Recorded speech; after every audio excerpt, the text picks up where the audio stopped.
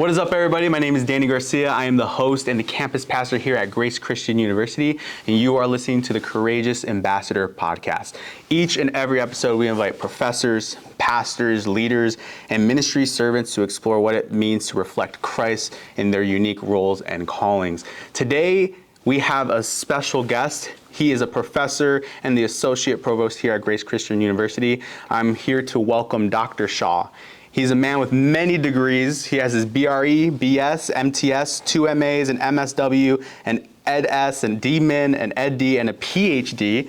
I hope I got all those right. There's a lot there. He's a licensed professional counselor in Michigan, Connecticut, Texas, Virginia, Florida, licensed master's social worker in the state of Michigan. He's served in the role of associate provost, but previously was a dean and professor in the School of Business, Innovation, and Public Services, and has taught across the curriculum in social sciences, and has continued to teach here at our campus and online and graduate program. Thank you so much for joining us, Dr. Shaw. Pleasure to be here. This is fun. Yeah. I want to talk a little bit about your journey. So I know that you've done some clinical therapy. You have gone through and graduated with the police academy, and now you're here teaching classes and doing all sorts of things and different types of training and all that stuff. I want to hear how you got from those past experiences to where you're at today, and if you can share with our audience what that was like. Yeah, absolutely. Well, I've been at Grace since 2003 when I started part-time, and was working in practice then. For me, I've always, at least in most of my adult life, had a really strong interest just in learning and growing and developing. But college for me wasn't easy initially. Started out, didn't know what I wanted to do.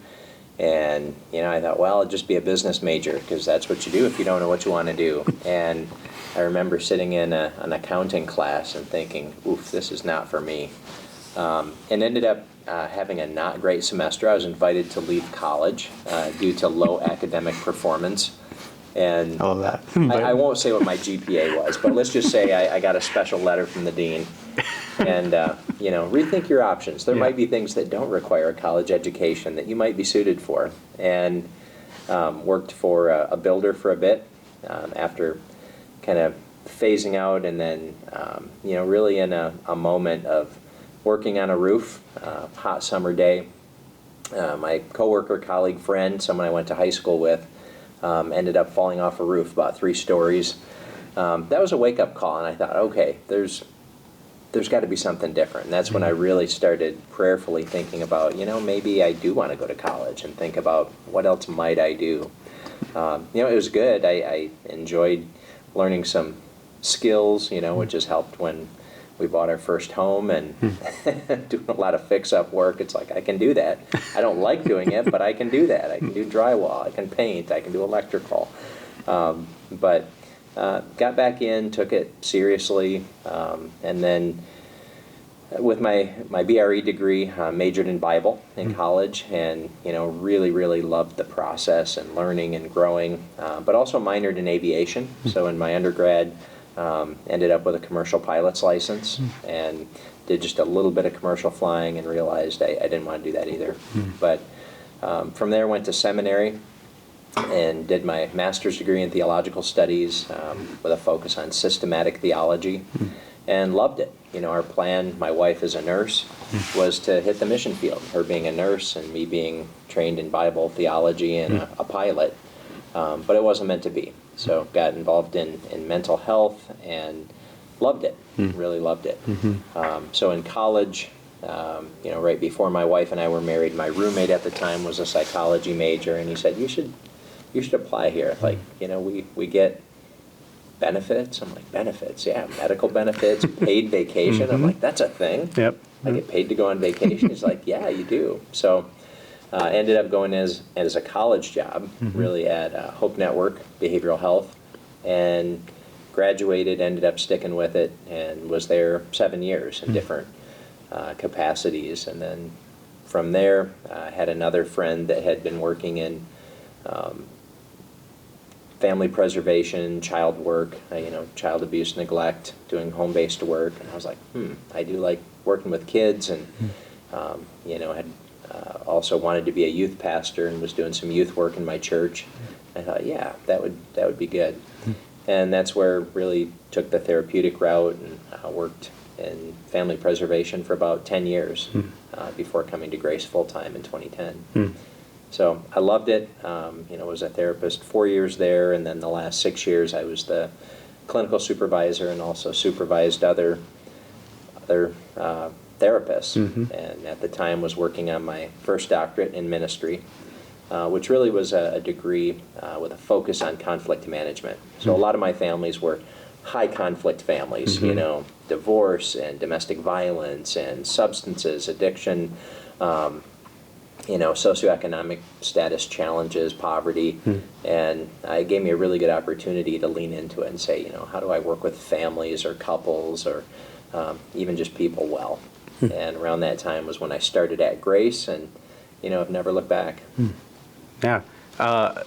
With your past and the experiences that you had going into college, deciding, we're going to try something different here. Well, maybe college is for me, and then jumping around trying to figure out what some things that you enjoy doing, and with your experience and your skill sets and all these things, how has that experience helped your approach with your students in your classrooms and their experiences, the questions they come asking you, like, Dr. Shaw, what should I do? I want to do this path.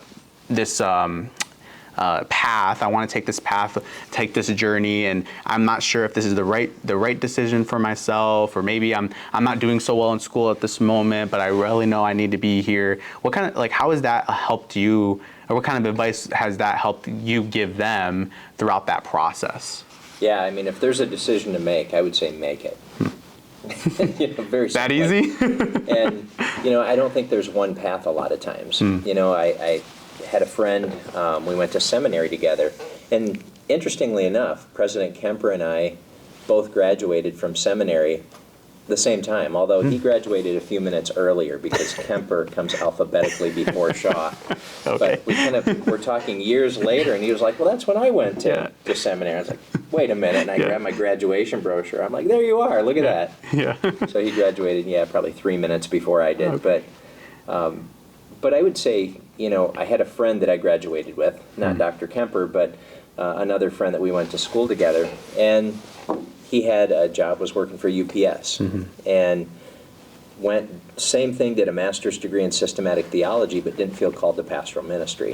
And the simple fact that he had a master's degree, he made much more money. They were like, ooh, we like that. And then ended up at Amazon.com, same thing. They're like, you have an accredited master's degree.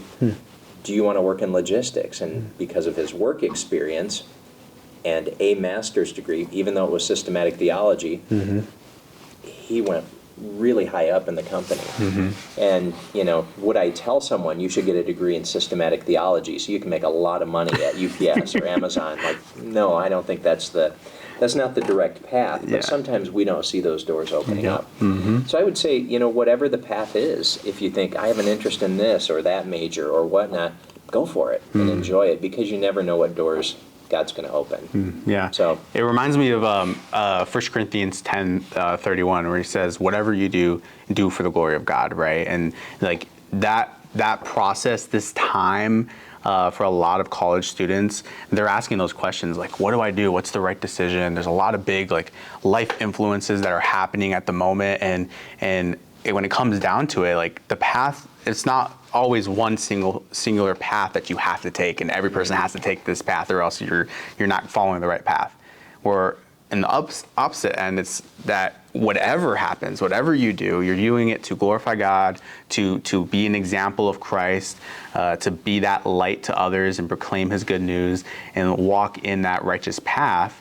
And you can do that in any step of the way if you choose to try this thing out, or this thing goes wrong, and so you have another path that you have to take, and all those areas. So that's kind of what that reminded me of a little bit. Yeah. So. For sure. And I love flying planes. I haven't done it in a while, but it's a hoot. Yeah. And never limit yourself to say, I couldn't do this or that, but simply just jump in and go for it. So with those experiences that you have, I'm sure that you've taken some practical values, right, and life lessons from those experiences. How has that helped you in your lessons that you're delivering and teaching, and the journey that has gotten you here in the classroom setting, in the training that you do for students and others currently in your job today? Yeah. Well, I'm always looking for transferable skills, that so often we think, well, how is this going to apply to that? And, I love it, like with the Learn, Grow, Serve, our institutional learning outcomes, that's a great way just to apply anything that we're doing. You continue to learn, to grow, and to serve others in any way, shape, or form that you can do it. We're not better than anybody else, but we're also not worse than anybody else, right? We are the imago Dei, the image of God. And you name it, there's so much that we can do if we just apply ourselves and don't have that hesitation like, well, what if it's the wrong choice? It's not the wrong choice if we're learning from it, because we're either going to learn and we're going to be successful, or we're going to learn and we're going to learn what doesn't work and try something different next time. And at any rate, it gives us a story that then we can share with others. Yeah. There's like a sort of like skill set that you have to train yourself to be good at, with flexibility and being able to pivot and change, and that is part of that whole process. Learn, grow, serve, and using the type of things, being able to be on your feet, but using the type of things that come up out of nowhere randomly, and be able to use that as a way of saying, okay, I'm going to learn from this. I'm going to allow this to take me to a direction or path that I know that is going to be beneficial, and not only just stopping there and just kind of being accumulating and consuming and whatever, but using that to cultivate a community or culture, or make an impact in the world, or whatever environment or context that you might be in.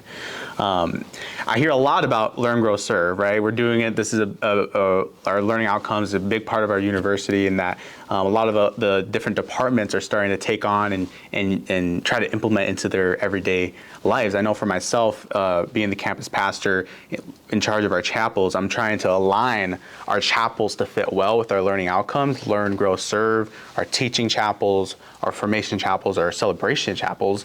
Is academics doing the same thing? Like what kind of like initiatives or processes or things that students can get excited about when they go into their classrooms with that mentality in mind? You're going to see it everywhere. It's in our syllabi, it's our learning outcomes. Every course is aligned to that Learn, Grow, Serve. And I think students should be asking, what can I take from every single class I take to do something with it? Not just to have some rote knowledge that all of a sudden, okay, I'll tuck that away in my brain, doggone class that I have to take, and then forget everything after the exam, but say, how do I apply what I'm learning here to whatever it is that I'm going to do after graduation?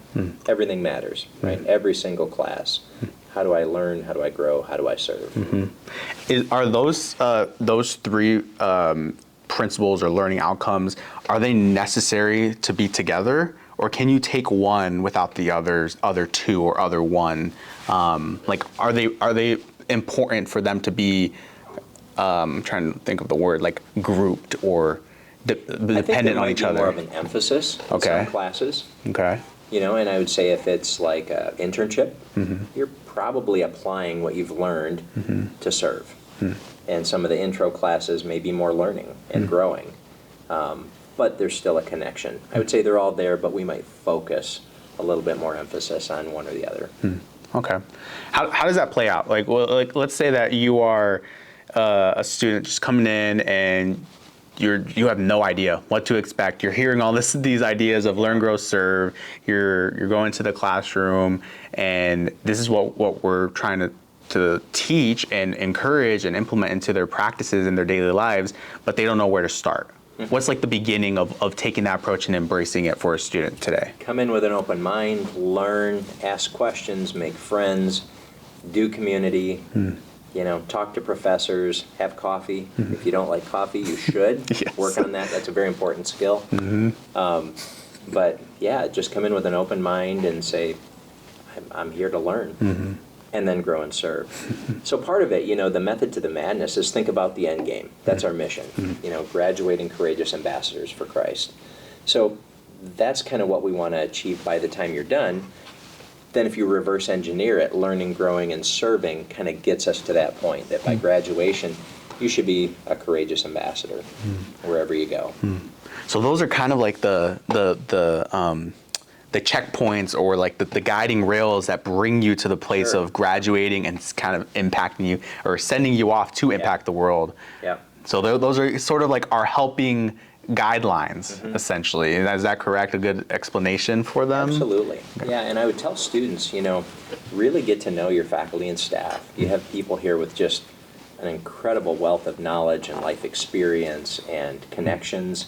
And, don't leave Grace thinking, I didn't really talk to many people or meet many people. I would say get to know everybody and really embrace the experience of getting to know professors and staff and, even other students.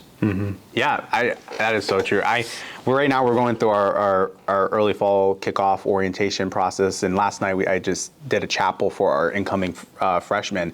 And one of the things that I always share with these incoming freshmen is that college is what you make of it. And so essentially, the onus is on you. We're going to try our best to implement the programs or opportunities or resources to help you along the way. But at the end of the day, it's up to you to be able to step out and take responsibility and say, I'm going to make the most out of my experience here. Part of that is talking to your professors, getting out of your comfort zone. Yeah, like I've heard people say, I'm scared to go talk to Professor so-and-so, and I don't want to. I know about that. Yeah. They're very scary. Very scary. Exactly. But at the end of the day, the monster in your head is a lot bigger than reality, right? So if you put yourself out there and you get an opportunity to be in a classroom and grow a relationship with your professor, you're going to be set off to a better experience and open more doors than you thought you would be able to previously. And that's one of the things I hear in one of my favorite chapels every year, the senior chapel. Yes. At the end of spring semester. And a lot of times you hear that.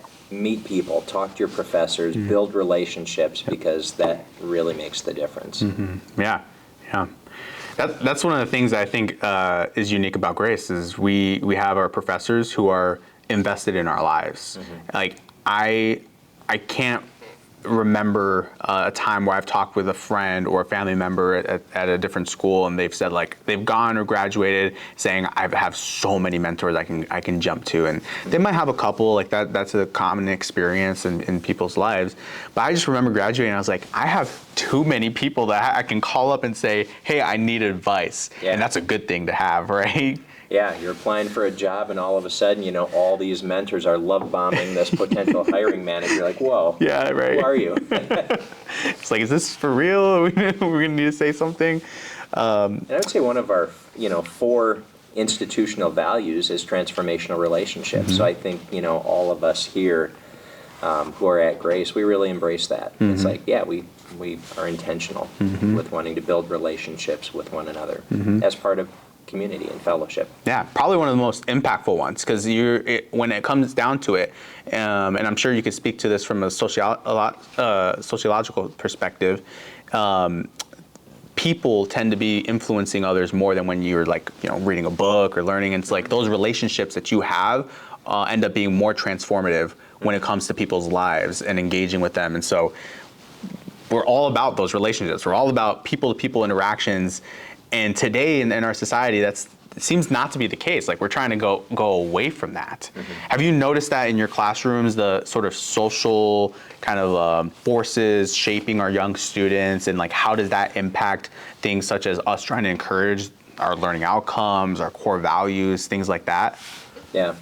Well, I mean, you can talk about social media, you can talk about things that have shifted, but I think there's a sense among many that there's that disengagement. Like, are we really having transformational relationships with just the pace of life and media, social media, those things that are distractions? But I think, to the degree that we're willing to be intentional, we can overcome that and say, no, this is important, that we really reach out, connect with people well, and say, this matters. Speaking of, sociological perspective, there was the Harvard study of adult development that's been going on for over 80 years, and they want to know what is it that really helps human beings flourish or thrive. right? That's interesting as a psychologist or sociologist. And one of the key things they found is good relationships. That, you can have a lot of money, you can have a great home, you can have a really cool car. Think of the best car ever. But if you don't have good relationships, near the end of our lives, we just don't feel like we're flourishing. Something's missing. And I think we're probably amidst a loneliness epidemic. And there's a book that was recommended to me actually by Dr. Kalambula, who teaches psychology here, called The Good Life by Waldinger and Schultz. And they're both part of that Harvard study. Really good book, by the way. It is in Perlego, so anyone can read, any student. If you've got a Perlego account, you can read it for free. But they talk about just the importance of relationships and coming back to that sense of be intentional, connect with people while you're here at Grace. And that would be some of the advice I would give back. Because I think those sociological forces tend to polarize, right? We can think about, well, if I don't agree with you on this, or you're over here on this issue, can we really connect? And I think part of our work in grace-filled transformational relationships is building bridges. And as we build bridges, we can develop relationships with a healthy respect with people that we might disagree with in other areas. I don't know anybody that agrees with me on most of the issues. Like, that's okay, right? If you have a respect and a love for people, it's like, tell me where you're coming from. And, my job is to listen. And then there might be times, well, here's what I think, or here's how I might approach it differently. That's okay. That's good. We should connect with people that we agree with and also people that we may not agree with. As we seek to demonstrate the love of Christ. Yeah, I'm so glad you mentioned that, because that was going to be my next question. Of like, you were going to say you disagree with me. Oh yeah, no, exactly. Just to embrace that. I was wondering, like, what are the principles, or like, what are some practical ideas that students can take because they're experiencing this? Like, I can imagine a student sitting there. It's called doom scrolling on their phone, just kind of going off and just taking it hours a day. Real. Like, what kind of principles can they use to fight that? Because in a way, it's taking away from their social interactions with people. They're replacing it with some social interactions online, but it's not the same. And I know that there's students out there who do acknowledge that, but it has such a strong hold on them and on society that it seems like impossible for them to break out of that. What do you have, like, any advice or any tips of how maybe students or people can get out of that kind of cycle? Yeah, I mean, some of it comes down to discipline, self-discipline, good habits. I also love the work of Dr. Benjamin Hardy. And his doctoral dissertation, that became one of his first books, was basically the idea that, discipline really is much more formed by the environment. If we can structure our environment in such a way that it shifts our behavior, we build discipline in because the environment supports that. And I would say, especially for on-campus students at Grace, you have an environment that supports scholarly endeavors, godly lifestyle, the learn, grow, serve, people that are going to mentor you and help with that, but also community life and in the dorms. If you're on campus or even a commuter, we've got supports. Think, what are those things that are helping me? And at some degree, I know if it's 2 a.m. and I'm doom scrolling on Instagram, I'm going to be tired tomorrow. So I can say, man, I'm tired. And it's like, well, of course you are. Like, I'm going on 5 hours sleep and, far too much Instagram. But at a certain level, you could say, yeah, I want to talk with someone about that and get some accountability and maybe set up my environment such that I plug my phone in over there so I can't get to it when I'm laying in bed. I'm a big one. Don't have screens in bed. Like, it's just not only a fire hazard, but there's that temptation to, look at it. So keeping stuff, I don't even keep my phone in the same room a lot of times when I sleep. So I plug it in, but it's, 2 rooms away, just because I don't want the blue light, and there's just no temptation then, because now I have to get up. And what if I'm lazy and I don't want to get up? Well, good, then I don't need to look at my phone either. Yeah, I've heard people say that you should have a period of time where you cool down from your scrolling through Instagram, TikTok, whatever it is, watching TV. Like, there should be a moment before you go to bed that doesn't have any of that blue light, doesn't have any of that engagement that's overstimulating, but to calm yourself. And that has, for what I've heard, a large impact on people's like anxiety levels, their stress, how they sleep, and then allows them to then have better experiences when they interact with others or are studying and going down into work and life and all engagements and all sorts of areas in their life. Those sort of things are important, and they seem so small and like minuscule, but like it's those small things that have a huge impact on our everyday lives, right? Yeah, Brendan Burchard talks about the 3-2-1. We talk about that in leadership psychology. And, it's easier said than done, especially if you're with a roommate or someone that doesn't have the same habits or priorities. But essentially 3 hours before bed, no food. 2 hours before bed, no work. 1 hour before bed, no screens of any kind, because that blue light does disrupt your sleep pattern. And essentially putting those away, and then, okay, I'm going to just relax for an hour before bed so that I can wind down and have that shut down.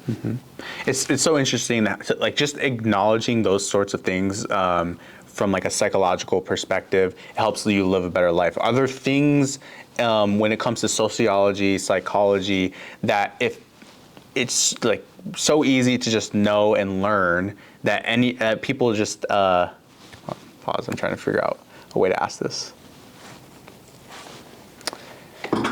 Is there any like way, wait, hold on.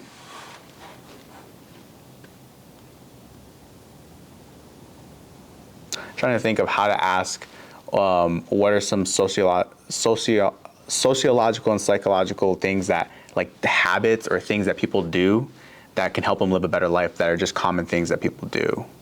So let me phrase it this way. So when it comes to like sociology and psychology, there are certain aspects or certain things in our lives that we do that are habits, right? And I feel like there might be some like instances when it comes to psychology and sociology that might be able to be helpful tips. Are there any things in those areas that can be beneficial to like everyday people who just don't have a deep understanding of psychology and sociology? Yeah, absolutely. So, when I teach psychology, I teach everything from a bio, psycho, social, spiritual perspective. And they're all kind of intertwined. You can say, I just want to be the best Christian I can be, but I'm exhausted all the time. I have no energy because my sleep is just off. Okay, that's just become a spiritual problem, even though it's physical. So when we tie the biopsychosocial spiritual together, to be who we can be, right? We could say languishing is just, I feel like trash, or flourishing, like we're really being all that we can be, honoring the Lord in our ways, but that kind of filters through, even like Maslow's hierarchy, that everybody gets an intro psych, but thinking, what does it really look like to have physiological needs, social needs, and then he called it self-actualization. I like thriving or flourishing better. And to say, to be all that we can be, the physical or the physiological, eat, sleep, move. Those are things that I think also have spiritual implications. How is our sleep? Are we eating well? If we say our bodies are the temple of the Holy Spirit, doesn't matter if I'm eating junk and energy drinks and all this stuff that's just like, it's just chemicals. Who cares? It's like, well, we should. That's also evidence of who we are in Christ. So eat, sleep, move, exercise. Dr. Lovren has great material, and I have him come in a lot of times and talk in health psychology, just the CrossFit journey and the importance of physical wellness. And those are also spiritual habits that you really can't have one without the other. They go together. So is that psychology? Sure, because it's habit formation, it's disciplines, but the eat, sleep, move. My background is actually health psychology and behavior medicine. That's what my PhD is in. So getting into the eating, sleeping, moving / exercise, and then, all right, then we talk about healthy relationships, healthy relationships with other people. And, going back and saying, well, Matthew 22, what's the great commandment? Love God, love others. Okay. then apparently my relationships matter too. I should be intentional with transformational relationships and really serving other people well because of my faith in God. And then all the way up to flourishing and putting these things together, that kind of like a pyramid is built on a strong foundation. These habits and behaviors and mindsets are really about loving God, loving others, but flourishing comes because of good habits at the individual level, good habits in building strong relationships, and seeing God all the way through it. Yeah, it seems like everything is intertwined to some degree. It's coherent. Exactly. And we tend to separate these different areas in our lives and compartmentalize them and say, this area doesn't touch this area, and I can handle this area in my personal life, or whether it's my sleep or my activities or what I eat and all that stuff. And then there's my social life. And those things don't really have anything to do with each other, but apparently they do. Yeah. And they have significant Everything impact. matters, right? It's a question of coherence and how do those pieces fit together. Yeah. So what are you, Dr. Shaw, learning right now that is changing how you see your work, how you see the world, and how it's going to shape what you do with your classroom and your future in your position today? Yeah. Well, I'm always learning. I'm always reading. I love to read. Per Lego is a game changer. I love it. That's what I hear. Yeah, I've read so far about 52 books, I think, this year. So my goal is a book a week. But this summer I was able to get a little bit ahead. And it's just fantastic. I love it. So reading about theology and spirituality and psychology and medicine and biology. Taking some classes right now, working on an MBA, business administration, and just trying to do what I do more effectively, so that I can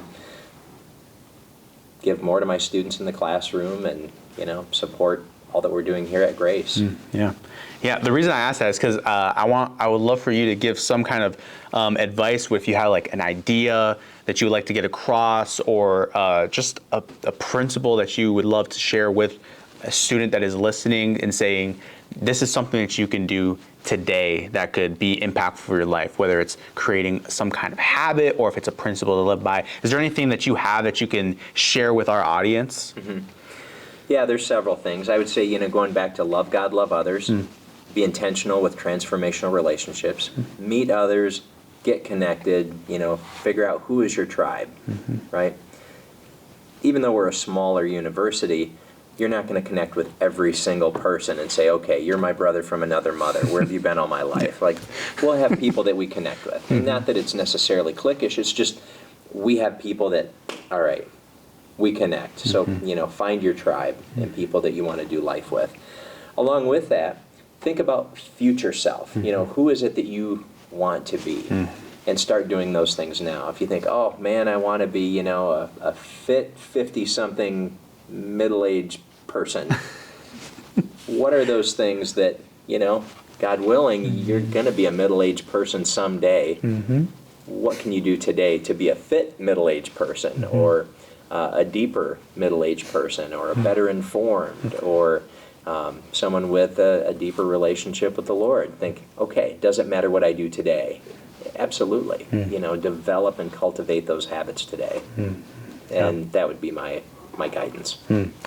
I've heard that it takes 21 days to build a habit and it takes 3 days to break a habit, and how it goes to show how important it is for you to have consistency in your life if you want to develop something that is going to be beneficial to you. And if you're looking towards that goal, that future of who you want to be, who you believe God is guiding you to be, then it should start today. Instead of saying, oh, I'm going to do this at the end of this summer, or I'm going to do it next year, or something along those lines. New Year's resolutions are great. I'm going to start eating so healthy in January. Yes. So you brought the cookies, right? Yeah. They'll do that tomorrow. Yeah. No, that is great. Is there anything else you would love to talk about or share while we have you today? I'm excited for the brand new school year. Welcome to new students. Welcome to returning students. Faculty, staff, we're here to serve, meet people. My office is generally, I'm around a lot for the coffee drinkers, come by, grab a cup of coffee. I have a Keurig in my office. But yeah, don't be a stranger. Next time we have you on the show, I gotta bring a cup of coffee. I have to do like a personal pour over or something like that, Oh, yeah. so that we can have that. That'd be Fellow fun. coffee lovers here. So, well, thank you so much, Dr. Shaw. This was really great to have you here. Wonderful. Thank you for Yeah. taking the time. And so, thank you. Appreciate it. Pleasure. Thank you.